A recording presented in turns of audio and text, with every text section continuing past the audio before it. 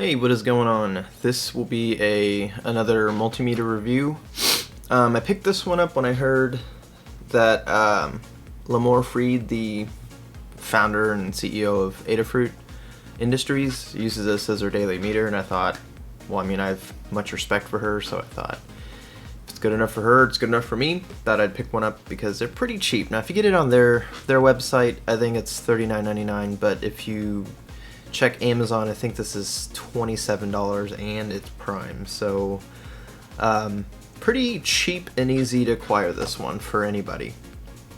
As you can see, it's very small. I have small hands, and as you can see, this is a tiny little guy. And actually, I happen to be on call for work right now, and we use little iPhone 4S's for our pager, and as you can see, it's about the same height, but it is a little thinner in width and in height. Well, it's hard to tell because of the case on the pager, but anyways, comes in this nice packaging. I don't know, is this considered blister packaging if it's not heat sealed shut? Well, whatever it is, let's go ahead and pop it out of here.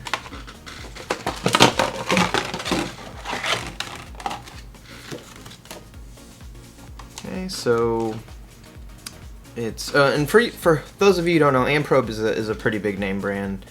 It's actually owned by the same parent company that owns Fluke, Keithley, and all those other big guys.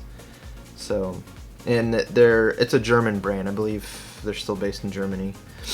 So it's got auto ranging. It's got a pretty big screen for how small of a device it is. 4,000 count, 7 function. Does a little bit of everything. So I think the only thing it doesn't do is current measurement. But current measurement for something you're going to do out in the field, somewhere where you'd want something this compact, it'd probably be the thing you would do least often. You'd probably want resistance and voltage and continuity, and maybe capacitance more than you would current measurement. So it's kind of one of those sacrifices with having a small device that you can just throw into your pocket. So, thumbs up in the packaging. It's nice looking packaging, but it's not impossible to open like some of them are. Some of that blister pack stuff out there, man, it's what I would consider almost dangerous to try to open. You could cut yourself. A safety sheet. Not gonna read it. Looks like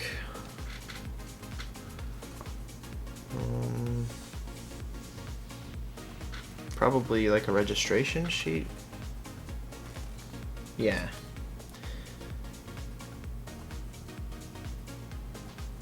It's just information on getting recalls and yeah, that kind of crap. And then the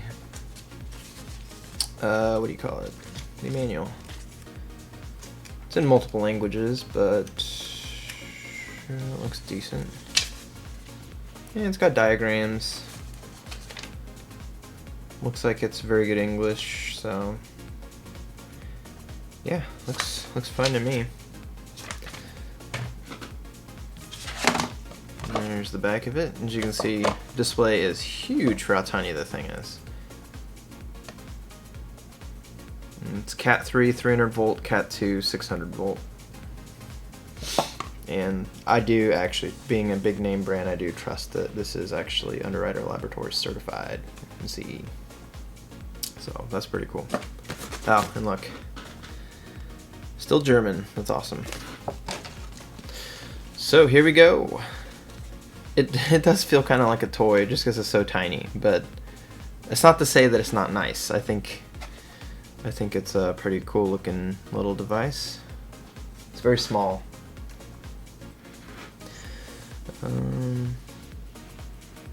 Oh, this is just like an instructions sheet kind of thing, because it's one of those where each range on the range switch will do multiple functions. So for example,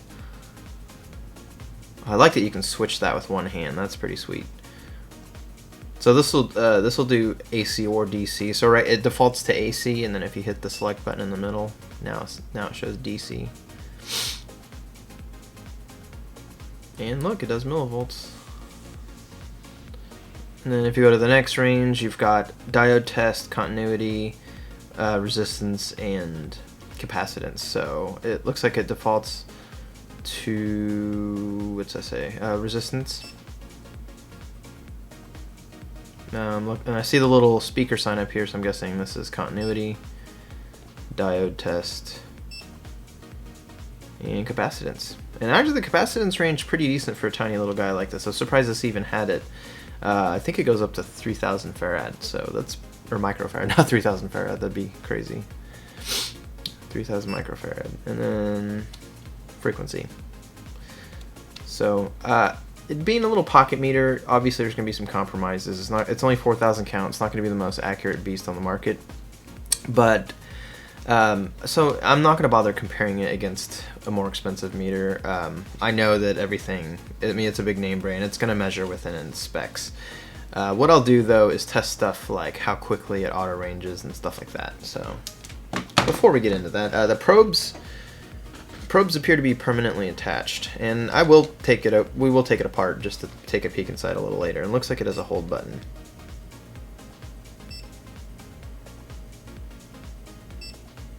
So it looks like it's toggle. You push it once to hold it, you push it again to release.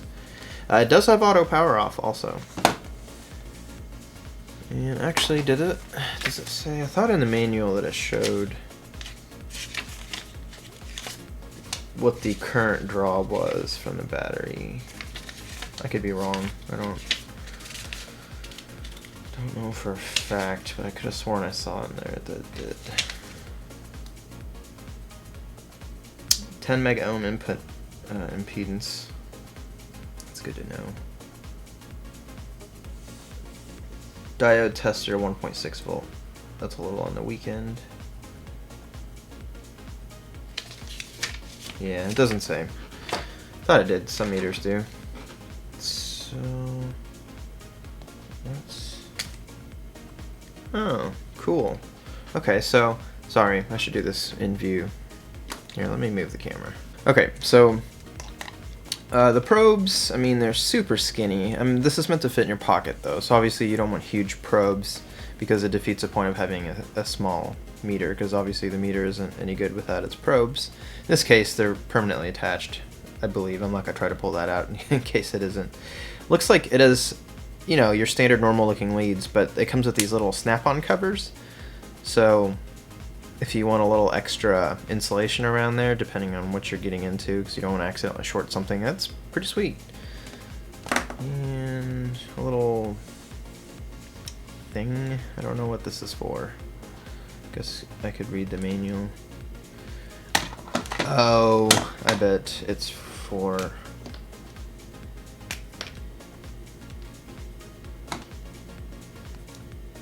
I bet it's for storing...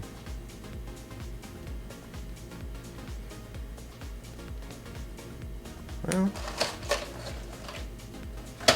I don't know. I'm not exactly sure what this stupid thing is for. I'll have to read the manual, I guess. But anyways, probes are decently pointy. They're not the pointiest out there, but they're decently pointy. You'd be able to get into some tight spots to get to some pins and pads. So let's go ahead and get started with some basic testing. So I guess, well, that's already on AC. Let's just shove it into the mains. That's one thing about this. It's so small it doesn't have a kickstand. So what could I use? Here, I'll use my soldering station thing. There we go, perfect. Okay, I'm just gonna shove this into the mains.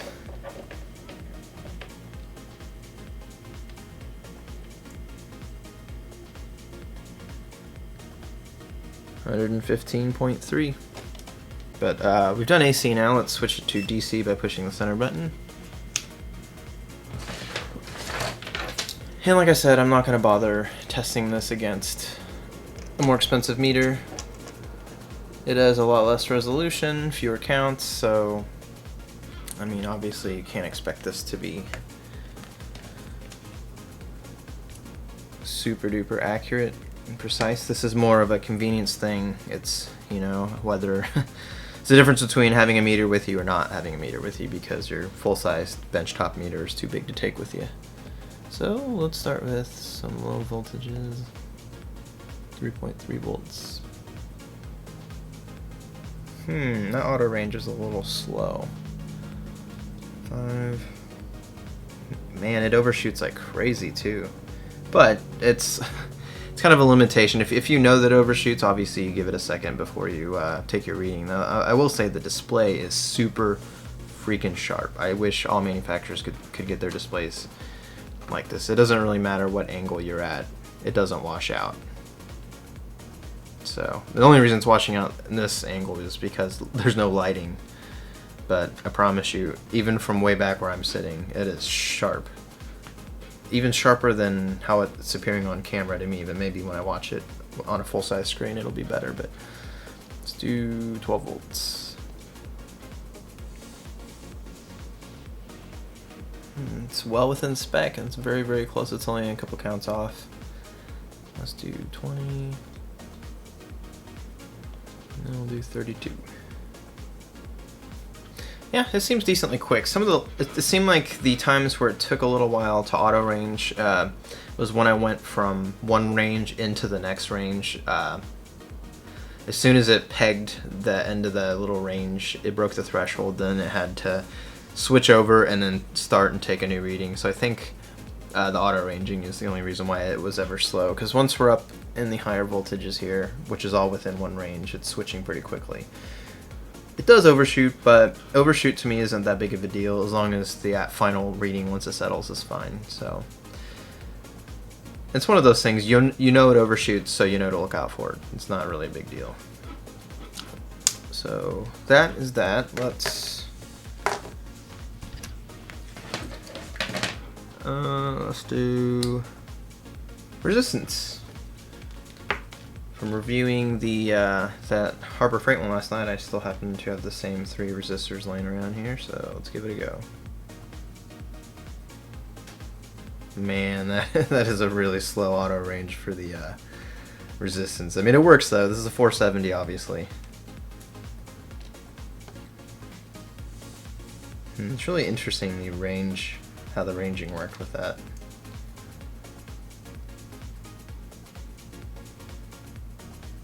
The 100K, and this should be 10K. Yeah, the resistance range auto ranging is really slow, but I mean, if you're out in the field, this would be it'd be a lot better dealing with the slow auto ranging than to have to haul around a full-size Fluke 87.5 or whatever. So continuity, I'm excited to try this one, because this is probably a feature I use more than anything else on my multimeters. Oh, this sucks. This is typical Amprobe. Their continuity testers are always pretty poor. I have 3 Amprobe meters, and the other 2 are exactly like this. I mean, they're touching. You can hear it touch. So it doesn't latch, and it's pretty slow. So obviously it'll still get you by. It's better than not having one, but man, that is one of the worst I think I have ever tested. So that's kind of a fail, but like I said, it's better than not having one. So now, Diode Test. Now we know that the spec sheet said that it would do I think it's 1.6 volts, so I'm confident it'll light this red LED up, because these are low. Oh, maybe not. Once I got the... Oh, you know, because I believe these are 1.8 volt for voltage, if I remember. So that's completely fail. So it won't even light up a red LED. And that's pretty sad, considering this is $27 and the Harbor Freight one was only, well, it's technically free if you have the coupon, and it's able to light even the super bright white ones. But let me grab a normal diode just to make sure it's working at all.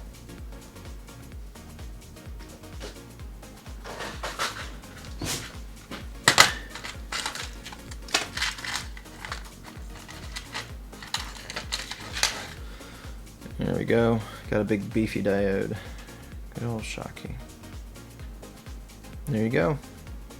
So it'll work for just your standard diode, like sub 1 volt voltage drop. But LEDs, considering the lowest voltage drop you'll find in an LED is about 1.8 volts, and this only does 1.6 volts. Pretty much worthless for testing LEDs. But like I said, it's full of compromises due to its absurdly tiny size. I mean, this is itty bitty. So, but you know, there's always been a ton of tiny multimeters like this, the little pocket ones that you can fold up and put in your pocket, kind of like the little pocket calculator kind of things. But the problem with almost all of those, they very rarely had auto ranging built in. So it's kind of the big standout feature of this, I'd think. Let's see what's next. Oh, capacitance. Since the Harbor Freight one didn't have capacitance, I actually wasn't prepared.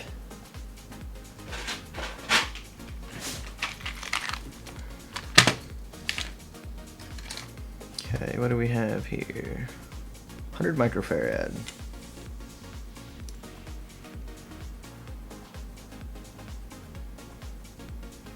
Yeah, bang on.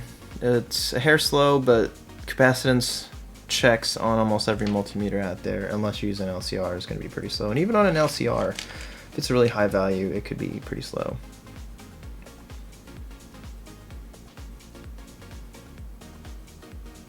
Looks like 7, but the gold on the green is kind of hard to read, so I guess we'll just find out.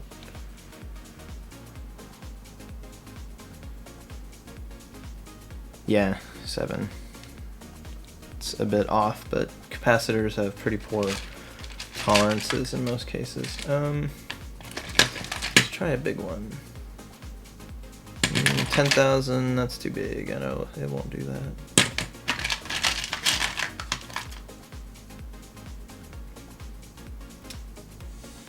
There's a 470.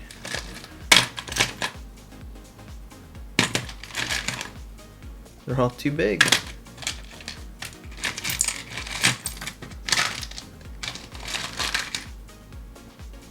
Come on, I know I have. Well, here's a 1,000 microfarad. This is a third of the way to its max.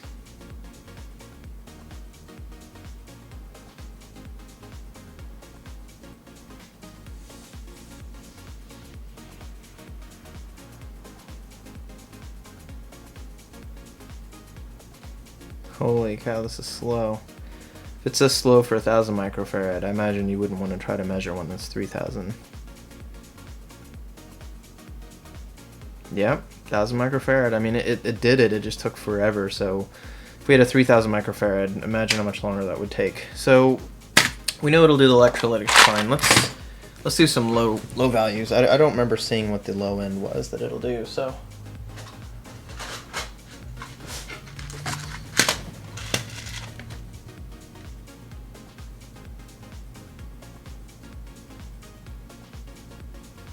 .470 nano.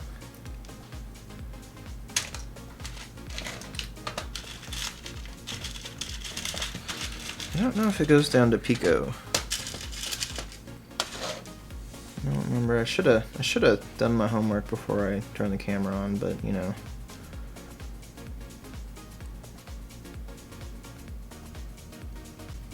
Looks like we nailed everything in that range. And then there's just frequency. I don't really feel like powering up my signal generator just to test this. So anyways, just for basic use and to throw it into your pocket, I mean really the biggest thing you measure with a multimeter is just voltage, and especially for this your average project, usually it'll be DC voltage, and this does that just fine. And a lot of pocket size meters, the smaller ones, sometimes they don't have resistance measurement, and this does. Now the one thing this has, or the one thing this doesn't have that a lot do is the current measurement, but you know, it's about sacrifices. So you got to go into this knowing that you know, the auto ranging's pretty slow. You don't have crazy resolution. It's only 4,000 count. Can't do current measurement. I'm guessing it doesn't have replaceable fuses. I mean, look how thin this thing is. I don't know if you could fit. It'd have to be like a blade style fuse to fit it into here. But we'll take it apart. Let's do that now. But yeah, if you're getting this, you're gonna get it knowing the limitations. So this isn't obviously something you would buy to be your main meter. This would be something that you would throw into your field bag. I really need to organize my tool chest. Looks like it's just a single Phillips screw on the back.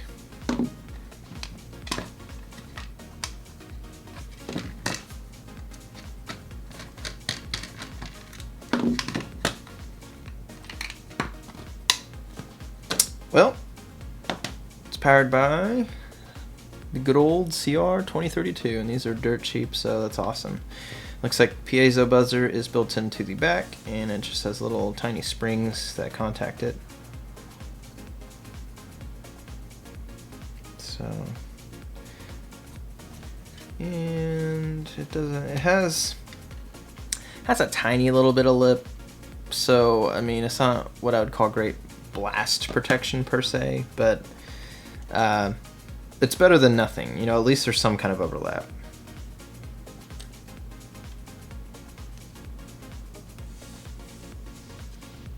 So yeah, a little tiny little bit of input protection. I don't know, it looks, and you can tell this is definitely built to a cost. I don't know if I'm going to be able to get this out because these things, the board snaps into those. Maybe I can. I'd rather not ruin this just to take it apart, but we're getting mooned here. We can't see any of the components, so it's really hard to tell if there's any other input protection. Cool. So it's just your standard LCD, so with one of those vertically conducting strips, zebra strip, whatever you prefer to call it. Wow. Other than basically the input protecting stuff like the power resistors, pretty much everything on this thing is SMD. Absolutely tiny. And obviously being one of those chip on die blob things, we're not going to be able to see what's powering this thing. Brains are hidden from us. Those actually do look gold plated.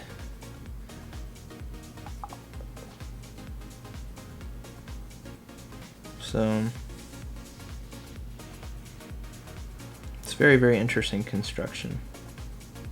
And there's the pad for the hold button. It's really the only button on the entire device other than the these. Now that's interesting.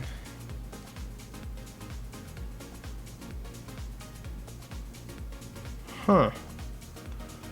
So the center of this has a button for selecting what range you're in. And actually here's how they do these are like the detents for or the plungers that go into these detents for snapping into each range. And to be honest, it's not that bad. Oops. Man, I'm really failing at this. I'm sorry if this is. Oh. Whoops, I didn't mean to do that.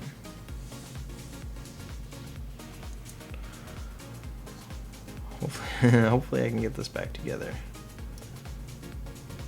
Well, anyways, I'll go back over the quality of the range selector once I get it back together. So, anyways, it's a really good look. There's not a lot to look at. Everything is just a bunch of passive SMD components and then some input protection, which is really just mostly this PTC.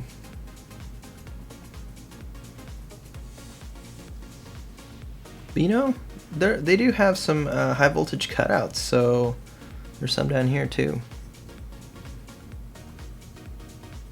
So that's actually not that bad. I mean, for how tiny this is, they've actually managed to squeeze some stuff into there. So no fuses. Bravo, good design considering how small this is. And is it Amprobe? Yeah, Amprobe usually does pretty good range switches. So it's X-Tech that I'm thinking of. That's always a little spongy, I guess would be the word you're looking for. Well, anyways, I don't think there's any entertainment value in watching me take this back apart to get the range switch aligned correctly. So I guess I'll stop the camera there. I will see you in the next video. Bye.